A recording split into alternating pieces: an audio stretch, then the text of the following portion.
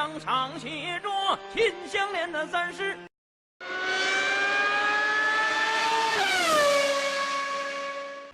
Well, on his way to the grid, Ballboy 57 slowed down in dramatic fashion here, and he's pulling over to the side of the track, apparently with a suspected gearbox issue. And with only 5 minutes until the start of this race, that's it for him. He's out. Oh no, no! Right everybody, here we go. The last cars are lining up here for round 3 of the FRL. And everybody's ready to get going here as the 5 lights come on. And the Grand Prix is go! A great start there from Hamilton F1 driver. Look at that, he's already up into second here as they go through into the first corner. Red Jams leads. Hamilton might just settle. No, he isn't. He's going to go for the move, and there's contact. And Hamilton is onto the grass there. And, well, he's rejoined, but he's down in 7th. He's trying to make up a place here on the Williams of Johan Jap. And he successfully does that. He's up into 6th here. But what a disaster for Hamilton. It was going so well here. Another move from Gaza F1. Oh, and Hamilton has turned in a little bit too early there on Johan Jap. And that is really unfortunate to see there. But anyway, we now continue on riding on board with Hamilton F1 driver. And he's going to try his very best to catch up to Gaza F1 now. Hopefully he can do well in this race. Of course, because Ballboy will not be scoring any points or good points for Ferrari. And here we go then, as everybody's jostling for position as they head down the main straight here. We've got Gaza F1 in a Ferrari, which is a little bit strange, but unfortunately he joined in late, so that's why he's in a different coloured car. But he should be, his points will all count towards Williams, not Ferrari, so don't worry about that. Casper Zim there is trying to defend a position, and that is for a podium place, the final podium place. And there goes the leader of Red Jams 22. He's crashed it at the final corner. Goodness me. The leader yet again, and it's the same driver as well, has lost it on the curb, spun it around, and of course because of this simulation damage he's been punished in the most severe way possible. He's out of this Chinese Grand Prix, but luckily for him he'll be able to score some points because, well, with the Ferrari of Ballboy out, he'll score 2 points for Toro Rosso. So then, James Head's trying to find a way through on Casper Zim here, and well, he's not quite finding an opportunity yet. He's having to cut that corner, so he'll probably get a warning for that now, due to the strict corner cuts. Here comes Hamilton. He's trying to go around the outside, and oh dear! And there James Head spins. Gaza F1 goes past Hamilton. And out of all of this, it's Hamilton who pays the biggest price. James Head might have spun and lost a bit of time, but he didn't lose a bit of his front wing, we believe, so that's unfortunate. Here comes Hamilton on his supposed teammate for this race, but it's not. It's just pretend it's yeah, Gazza's in his Williams here, but he's going down the inside here. No team orders apply because, well, they won't be scoring points for Ferrari. Well, one of them won't. Anyway, Gazza runs a little bit wide here, and James Head somehow sets the fastest lap of the race, even though he did spin around, and that is because we believe Caesar has made an early pit stop onto the medium tyres. Now, that is a very different strategy, and a little bit odd to make, considering we might be getting rain later on, so it might not work out for him, but he just wants that free track time. And there goes Gaz at F1. Wow, that was really unexpected, and well, it's pretty much expected that he ran off wide there. Anyway, we're cutting to the end of this lap, and Afro Power has crashed out. Another car has binned it in the wall. Will we get... Yes, we will. We got a safety car there just as they start lap 4. Really unfortunate for James Head and Hamilton, but it's going to be fantastic for the Mercedes of Casper Zim, who I just mentioned made a pit stop onto the medium tyres, so that will be really beneficial for him. And Hamilton's trying to give James Head the hurry up here because he knows that Casper Zim has made a pit stop. I don't know if James Head's aware or not, but you really need to start pushing if the Force India wants to take that message. I don't think he quite understands that they really do need to push, because if you look on the mini-map there, you can see a lot of cars are catching up here, and oh dear, there's been a little bit of a crash here, and Hamilton's ghosted past James here, but he's got an illegal overtake warning there, so that's fair play to the FIA there, and to Hamilton to let him through. But James Head is going extremely slowly here. This is really concerning for everybody, all these 3 top runners at the moment. And Gazette F1 is also very anxious to get underway and just push, because they need to make a pit stop. James Head is going through this corner at 50 miles an hour, which is extremely slow in a Formula 1 car. And will he get the hurry up? No, he won't. Afro Powers left the session, but he retired anyway. He was the person who caused the safety car, and Hamilton decides to go, and he doesn't get a warning for it.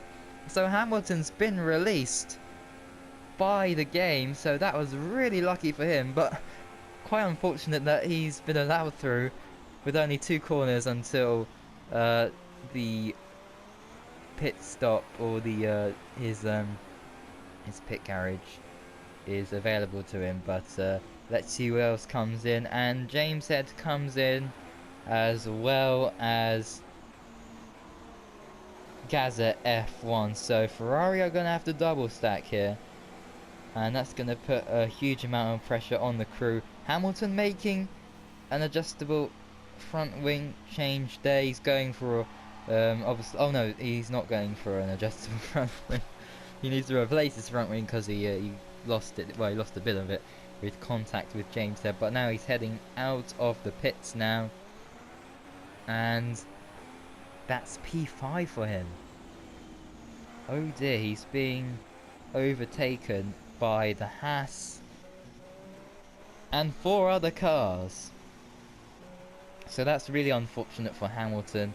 Hopefully he can claw back those positions that he cruelly lost, because you have to admit it was James Head who held up the rest of the podium contenders there. Maybe it was intentional, maybe it wasn't, but I'm sure Hamilton will have a lot of words to say to James Head after this race if he doesn't win it. But surprisingly enough, after all the pit stops, after everything that's happened, Foxbat in the Force India lead. Now that is strange, considering that James Head slowed everybody down. Was that a tactical move by him? Now that's interesting to hear at the end of the race if that was the case. But we are green flags, and the race is underway, and somebody shoots off into the pits, and that is Gazette F1. Why on earth did he do that? I have no idea. But we are now heading into turn 1, and Casper Zim is looking really racy against Foxbat here. He is definitely trying to find a way past here, and at the moment he can't quite find a way through. But we've just had reports here that Johan Jap is out of this race, so apparently under safety car conditions he crashed out. So let's just have a look at a quick replay.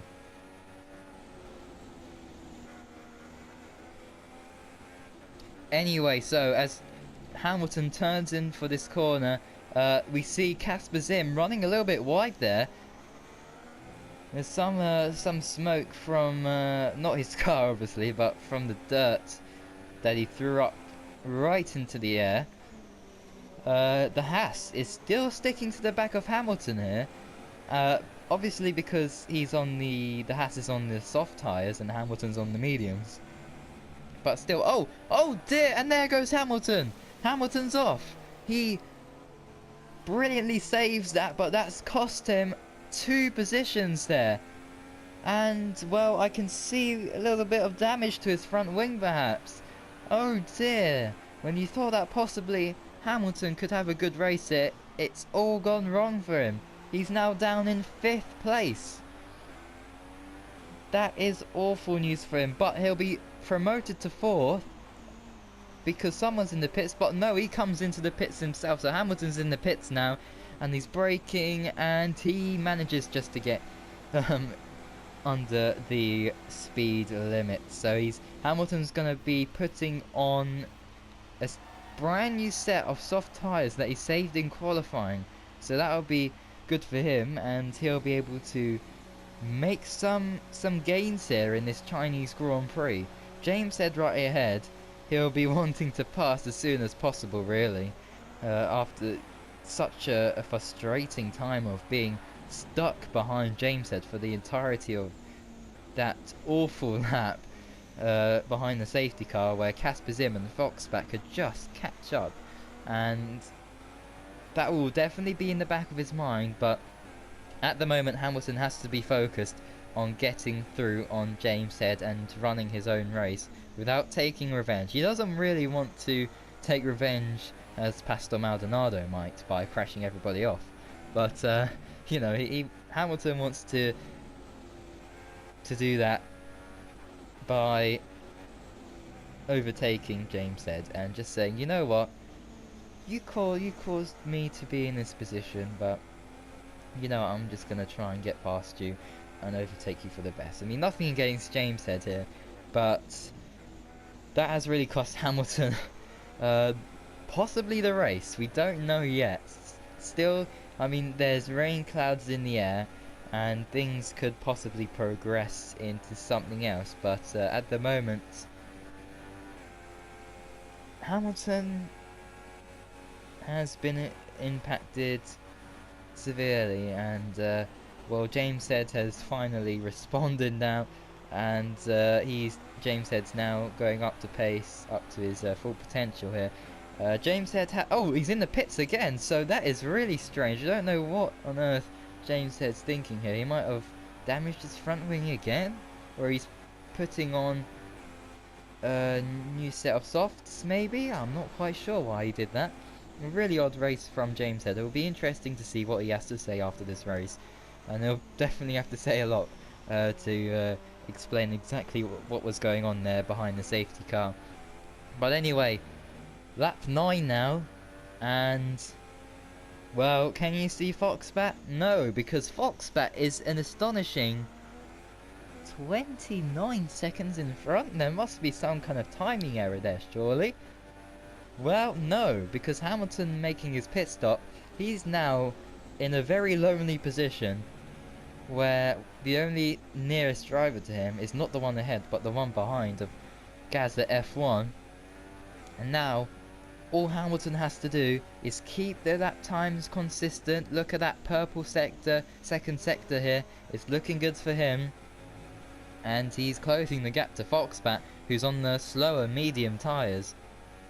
And of course, Hamilton's tyres won't run out of grip because he pitted late on. So that's going to really benefit him. But we now wait to see what happens to those clouds. It looks like it's going to rain, but will it rain in time for inters at the very end of the race? Well, we cut ahead to lap 13 and Hamilton is up. Oh, he's still in 4th. Gazza F1 has pitted for intermediate tyres, so that could possibly be a race-winning strategy. And look at that, Foxbat has lost connection. So Foxbat has got an X to his name, but he's still going. His AI is still going around in 3rd place. But oh dear, there's been a crash. As the Haas on the Inter struggles, Hamilton caught unaware there, but luckily it hasn't caused... Oh, it has. There's Koki, I don't even know how to say that. Let's just call him the Haas. So the Haas is in third place now, and he's struggling on those inters, and he's trying to keep the disconnected AI driver of Foxbat behind him. And now we cut ahead to lap 14, and the Haas has got a little bit of a gap to Foxbat, and as you can see appearing on your screen, Casper Zim wins the race. So that'll be his first race victory, well deserved in the end. Of course, he was lucky that Hamilton didn't have the cleanest of races, so possibly Hamilton will be wanting to fight back in the next race in Russia. But anyway, here we go, round the final corner for Hamilton. It's going to be an excellent second for him, and a great third place for the Haas. Just astonishing, really, but obviously aided by retirements. Anyway, here is a replay going on behind, and there is the Williams of Johan Jap, and he is out of the Chinese Grand Prix in spectacular style here under safety car conditions.